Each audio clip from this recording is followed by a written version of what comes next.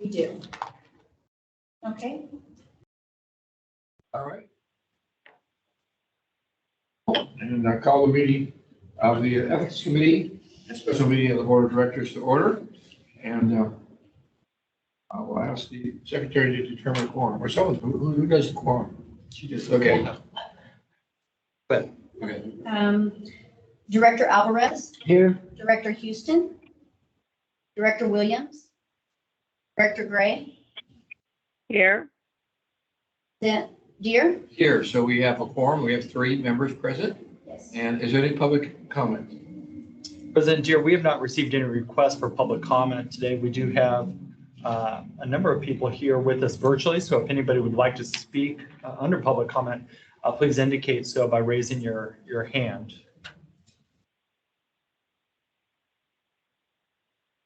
And President Deere, I do not see any hands raised. And if allowed, President Deere, I would like to comment just on a few things. First and foremost, housekeeping. I did want to let you know that our General Manager, Gregory Reed, as well as Vice President Scott Houston and Director Harold Williams are currently attending the PV Chamber annual legislative forum. So they send their regards and they're sorry they're not able to make it.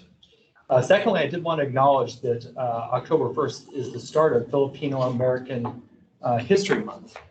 So we'll be presenting items on that throughout the month and celebrating in-house as well. So I want to let you know. Okay.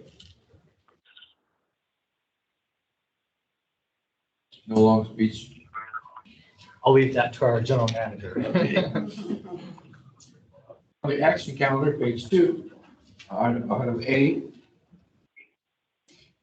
Yes, very briefly, I'll introduce this item. As you mentioned, item 5A is a resolution number 10221177, and this is the Code of Conduct and West Basin Approved per diem meetings. Obviously, this is an annual item that we bring before the committee and then ultimately the board. And for this presentation, we do have our legal counsel here virtually. So Steve O'Neill, I'll hand it off to you. Steve? Good afternoon, President Deere and Directors Alvarez and Director Gray. You'll see in the packet what's before you is a section you're probably all familiar with. It's 2-1.306 of our administrative code. And this is the code of conduct that the district has developed over the years with the goal of ensuring that when the district conducts its business, it does so upholding the highest ethical standards in all the district's relationships. And so what we've done again is reviewed the code of conduct. We have some minor edits. I was hoping to review today with the committee and also revisit Exhibit 1 to the Code of Conduct, which is the list of essentially pre-approved meetings for per diem compensation. In the past, that's been the, and I say that because in the past, that section of the Code of Conduct has been the most, I guess, commented on and the most amendments have taken place there. So President Deere, if it's okay, I'd like to walk the committee through the edits that we made to the Code of Conduct. Yes. I assume you have the full agenda packet before you, and you'll see it. The Code of Conduct starts several pages into the agenda packet, and I'm going to be referring to the packet page numbers in the lower right of each page. And so you'll see that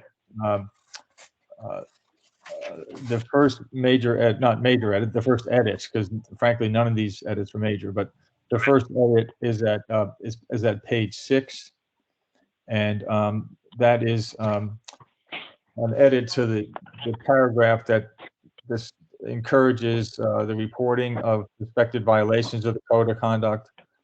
And there is an edit to the last sentence of subparagraph 2 that states that the identity of any persons reporting violations to the Code of Conduct shall be kept confidential to the extent permitted by law.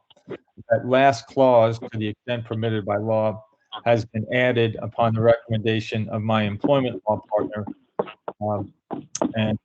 He advised that this would be a sound edit to this provision.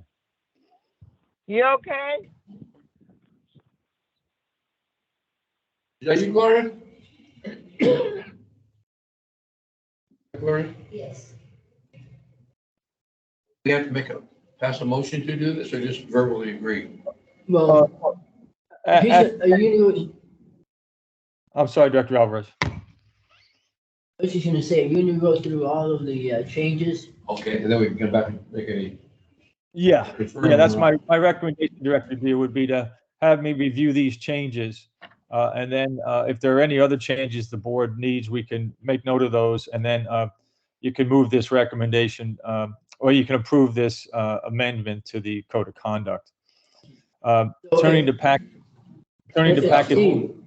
Steve, one more comment or question. Go ahead. Since you're gonna be going through all of these, and there are, as you said, they're mostly minor. Correct. If we have any comments, it might be best if we make them right as you go through them. So as opposed to go through about 20 of these things and then coming back. Steve, So as you go through each one, you might just say, are there any comments? And then we can make a comment or not, and then move on to the next one. It just seems Got it. easier. So, Got it. because I do have on this one, and as you said, this is a minor type of comment, but isn't it always the de facto situation that to the extent permitted by law, whether it's explicitly written in or not, whatever the law says, usurps anything else that's contrary to the legal requirement? Yeah, it's in all candor, it's kind of a redundant edit in that we're required to comply with law anyway. I think that's your point, Director Alvarez, right? Right. Yeah. It is. And so, but as I understand it, what this does is, if there is someone who is going to make a report, it does alert that person if they review this language. They'll with this edit, it does bring to their attention that there's, in almost all cases, this information will be kept confidential. However, if there is a legal requirement that it somehow be disclosed, that person would be alerted to that. So it's essentially designed to give some type of notice to someone who's considering a report. Does that make sense? Yes. At the end of the day, it's just redundancy. Okay. Yeah. Turning, so are any comments, the board have any comments on this edit? Hearing none, I'll turn to page 7, and that is just you'll see at the top of the third line of page 7 under ethics training, there's a reference to Government Code Section 53235.1. That's just a change in the statutory format. And so we just wanted to consider that. Previously, it was under 53235B, and now it's under point 1. And this is a reference to the Government Code section that was implemented by what we call AB 1234. As you may recall, that was the statute that required the training, and is also the reporting aspect that we do every meeting about reporting on meetings for which compensation is paid. So that is really just to bring this reference or this citation in line with the updated statute. Are there any questions concerning this item? Hearing none, I'll go to page 8, and you'll see at under subsection F, confidential information. And there again, it's a kind of a stylistic edit, I guess you could call it, in that when it's describing information to which directors or staff have access, in describing what can be discussed on occasion in closed session, medical and certain hiring information, not all hiring information. It was just a refinement of that list of information. Steve, in this case, why would you insert certain hiring information? Isn't basically all hiring information confidential? I mean, again, it just seems like we're playing with words, but Yeah, this is really designed to put kind of, not handcuffs, but to bracket and ensure that while you as directors in closed session, you're going to have access to certain information, that's not to be disclosed because it's a closed session discussion. And so you don't want to be revealing any information about, someone's medical condition, hiring situations, anything like that. That this kind of reinforces the Brown Act provision about non-disclosure of closed session information. As to the inserting the adjective certain, that is intended to capture the hiring information of a confidential nature. The fact that you made a hiring decision and it's announced afterwards, and you announced that you hired, John Doe to be your chief engineer, that's, that is certainly disclosable. It's the kind of the confidential nature of the information that should not be disclosed. So again, it's, I'm sorry, Desi. you might want to think about that, because my question is, when you put certain hiring information in, then I would ask, well, what is the certain information I'm not allowed to disclose versus the information I am? Leaving certain out means all hiring information is assumed to be confidential, unless the board unanimously or by majority chooses to disclose it, subject to whatever the legal requirements are. It just seems like you're adding language that begs questions as opposed to keeping it simple. Yeah, I see your point.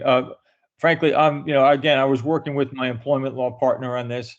I am not wed to this the insertion of this adjective. So if it's the board's pleasure, we can just keep it as is. I'll pull out. Yeah. Okay, we both agree on the committee to eliminate it. Okay, so we'll keep it as is. And the next one is it's similar discussion to what the issue Director Alvarez. I think this is an important add, just to be clear that there's any information that's confidential concerning employees that should not be disclosed. Because right now we have these generic terms about properties, operations, policies. Arguably, an employee situation could fall within one of those nouns, but we think adding employees is a good add, and it clarifies. I agree. Okay. Thank you. Turning to page 9, this is really these are grammatical changes you'll see on subsection 4. These are what we're talking about here is directors and their relationship with district employees. And what's been added to subsection 4 is just that clause to preface the subsections that are underneath it. It is not, in my view, a substantive change. Okay. And as to subsection 5, very similar edit. It's just grammatical to set up the subsections in Romanets 1 and Romanet 2.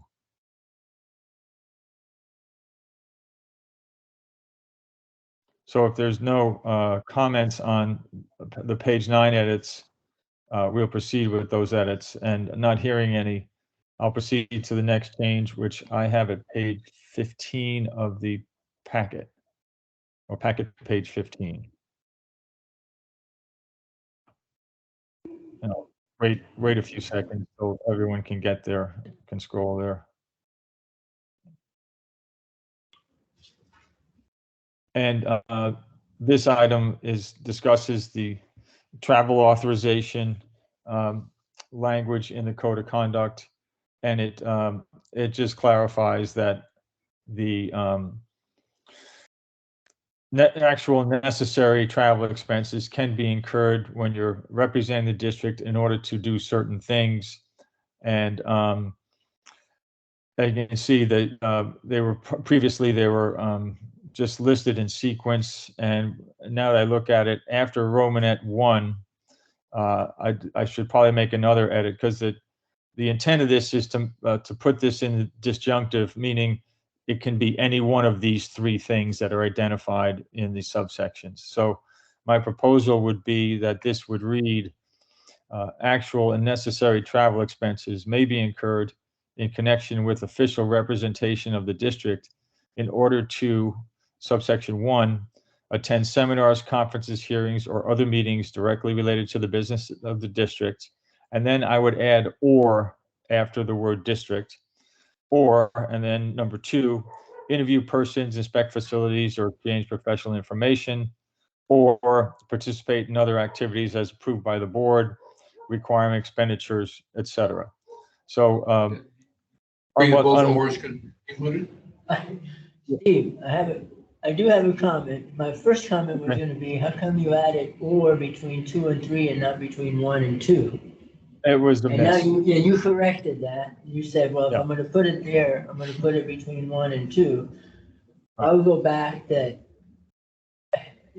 either way, it read the same to me.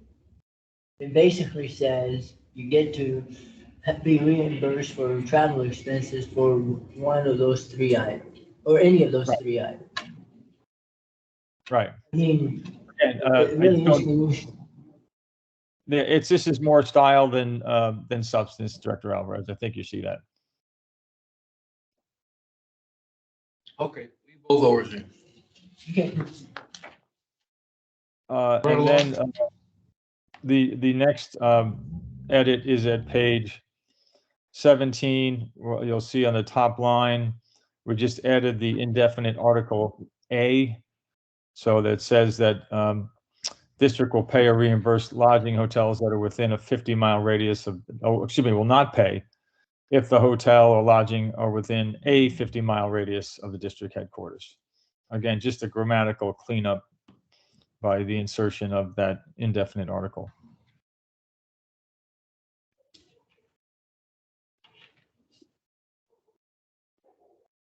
All right, move on. And then I think we're good until we get to we get through travel expenses and the outreach language that is probably the most seems to be recently the most part of the code of conduct with which the board is engaged. But I know in the past there's been discussion concerning the Exhibit 1 to the proposal, which identifies the pre-approved per diem meetings. And we don't have, we haven't made any edits to that, but if the board wishes to make any, have any discussion or make any edits to this exhibit, I think now would be the time to consider those. Give us a page. I'm sorry, turn to packet page 31.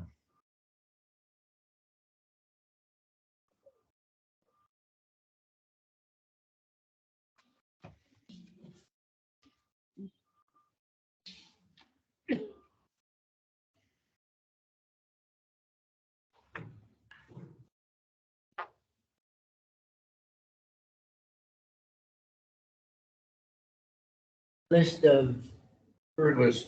current list of, activities or meetings that director can attend and it's automatically considered, subject to per diem, That's correct. that's it, right? That's correct.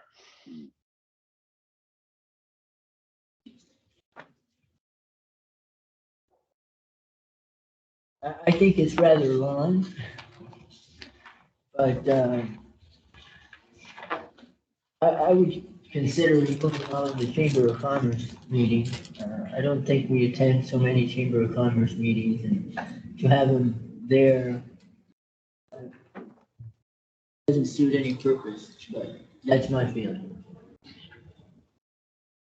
As to that issue, Director Alvarez, I can advise that I believe originally there was, it was kind of more broadly described in just terms of, chambers of commerce within the district service area, some language to that effect.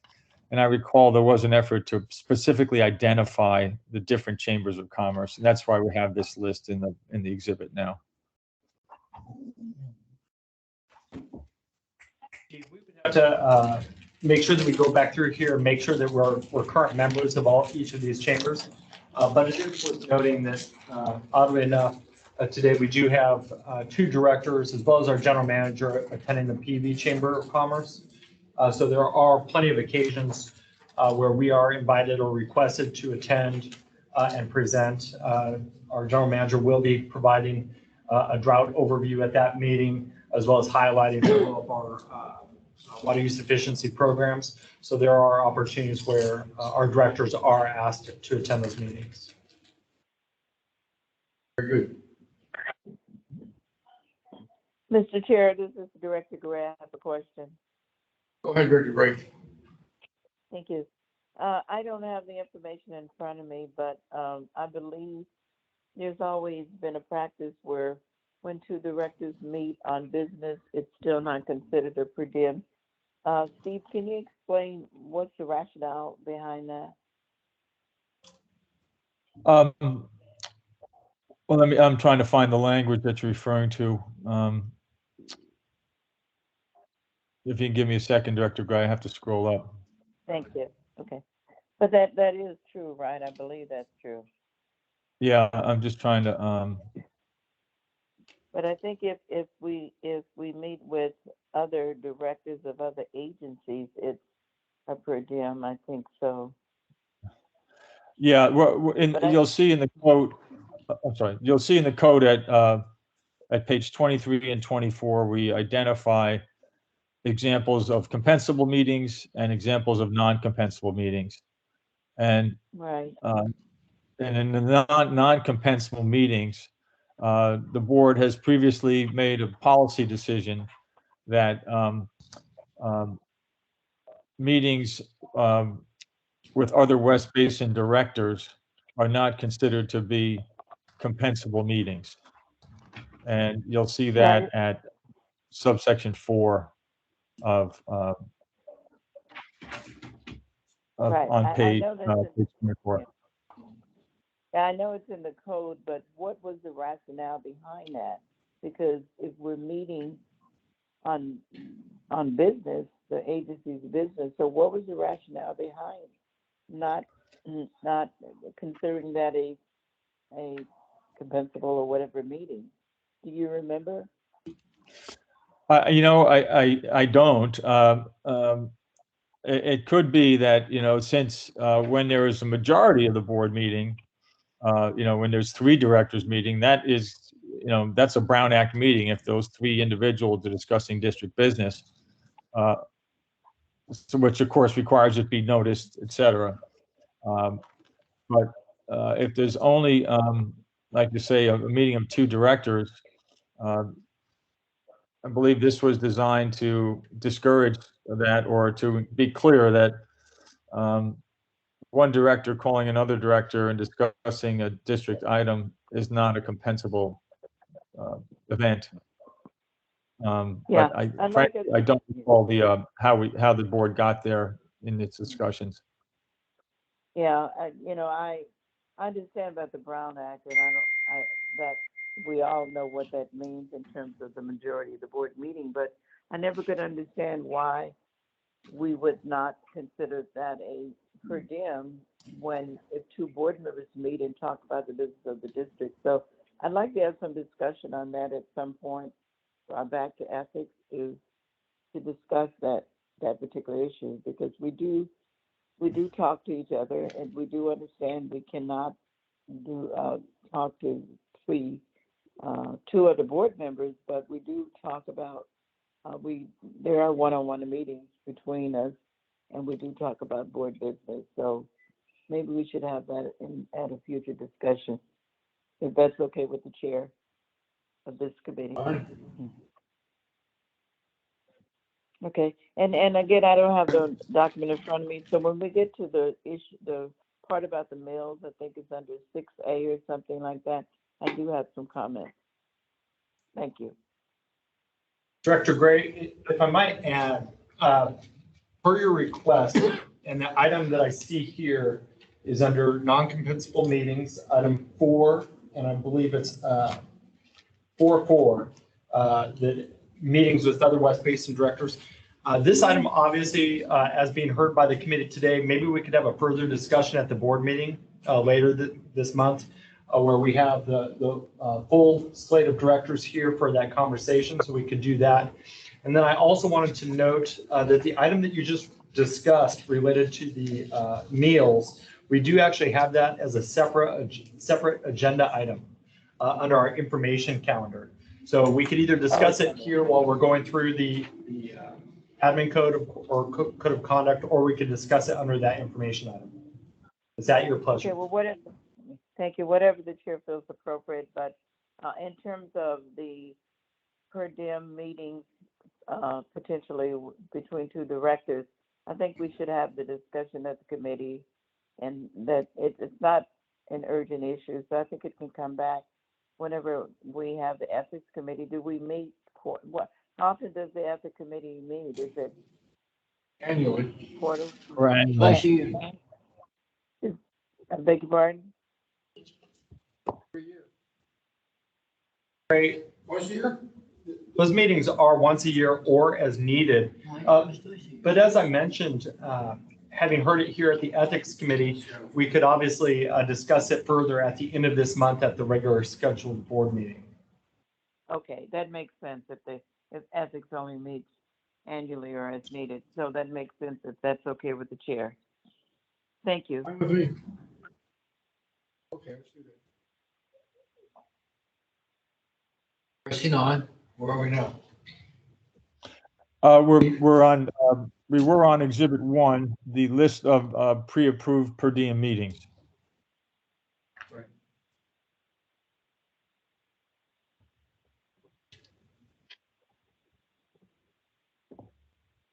You want to be comments or changes? well, my comment was that I didn't think that we should have all the Chamber of Commerce's automatic per diem meetings, but that's just my comment.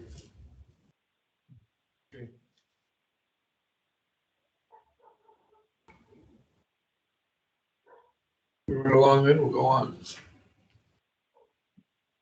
Well, that would conclude the review of the code of conduct. And so I've taken note. We've made that one edit concerning the word certain and the second disjunctive or. But with those changes, if it's the committee's pleasure, we'll generate a final resolution for the board consideration at the October board meeting. Okay. But EJ, you had another item, I believe. That is correct, Steve. The next item that we have on the agenda is item 6A, which is under our information calendar. It's a discussion of business meal daily limits. And just because we have it here before you, if you look at packet page 45, that is the portion that talks about authorized expenses. And then I believe if you turn the page one further to packet page 46, that would be the business meals identified there. And it's my understanding that Director Gray had requested that this item be placed on the agenda for further discussion. So with that, Director Gray, I'd be happy to hand it over to you. Okay, thank you. As I recall, our meals are kind of itemized in terms of a certain amount for breakfast, lunch, and dinner. And I know that oftentimes, at least for me and maybe some of the other directors, we may skip breakfast and do lunch. And I think the amounts are very minimal in terms of lunch and breakfast. So what I would recommend is that the per diem, which I think adds up to $100 a day, I would recommend just having the $100 as a per diem, and a director can determine whatever meal that he or she would like to use that per diem for rather than itemizing it, because sometimes it's very difficult to get a breakfast that's $20. I think that's what it says, and so forth. So I'm recommending that we just look at a per diem rate of $100 per day for that particular section of our code.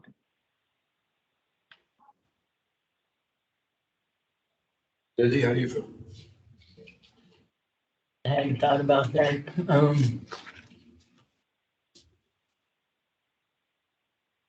You're having a problem, with maybe having breakfast is a little bit over the limit and the lunch is way under the limit, or it doesn't balance out for you.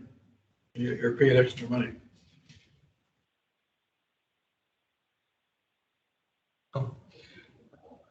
Mr. President, I believe staff does have a handout related to this information item. Okay, good. And, Thank you, EJ.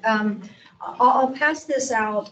This item was brought to you today for consideration, just to start the conversation. Pre-pandemic, the board had a discussion about potentially changing the recommended itemized amounts. And 2 years ago, staff did a survey of other agencies to see what they give to their board members. And so in preparation for today's meeting, I've also done another reach out to the respective agencies that we compared 2 years ago. So I'd like to pass that out if possible. Thank you.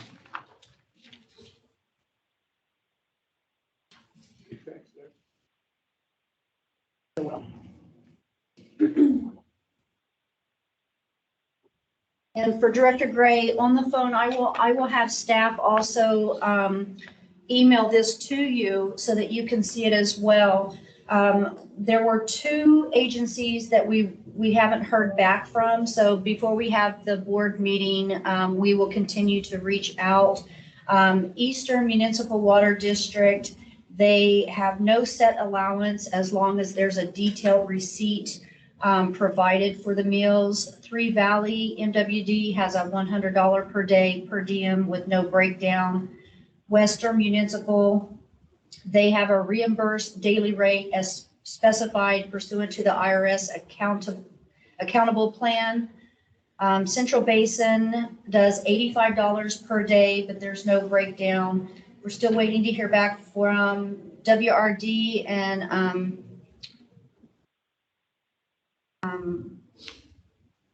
number 7 was Las Virgenes. There's a per diem based on the GSA location.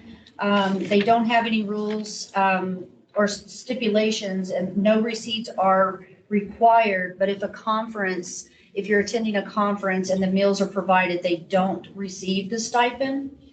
Irvine Ranch, there's a no receipt policy.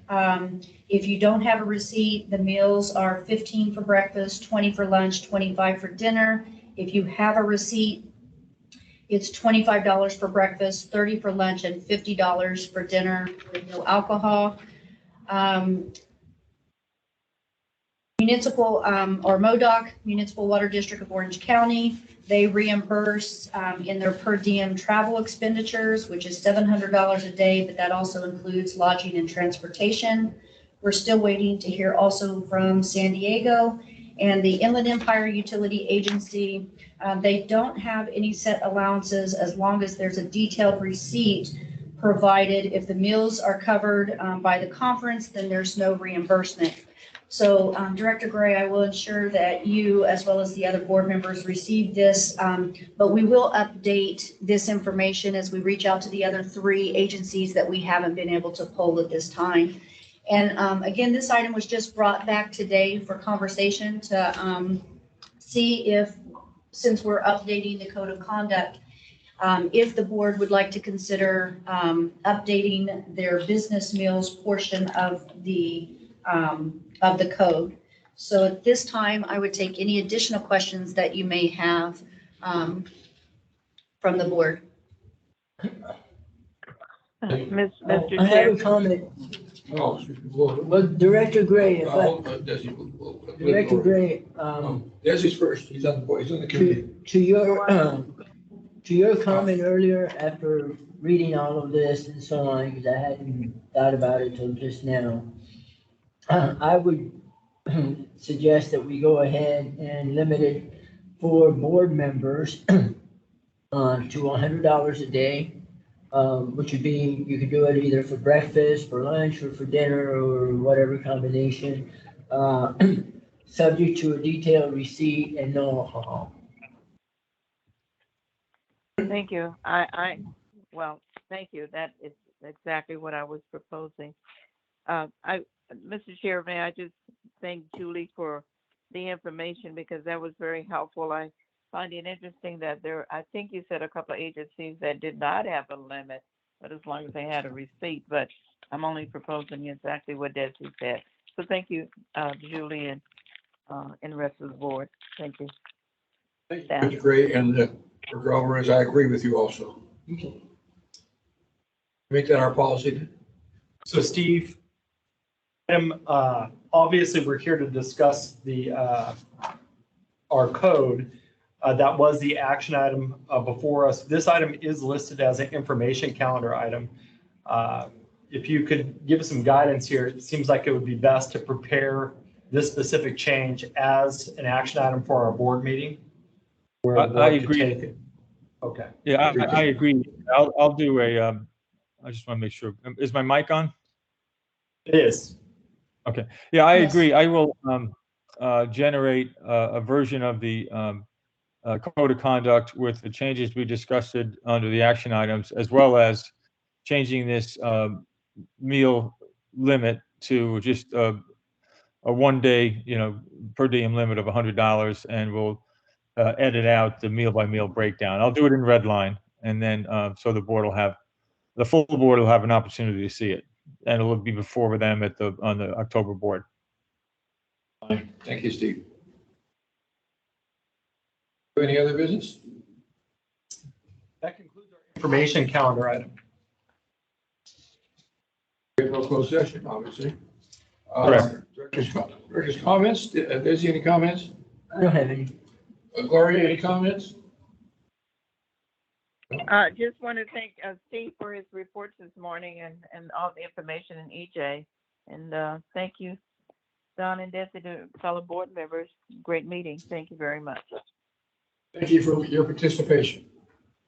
No further comments. We are adjourned. Thank you. Thank you very much, President, dear members of the board.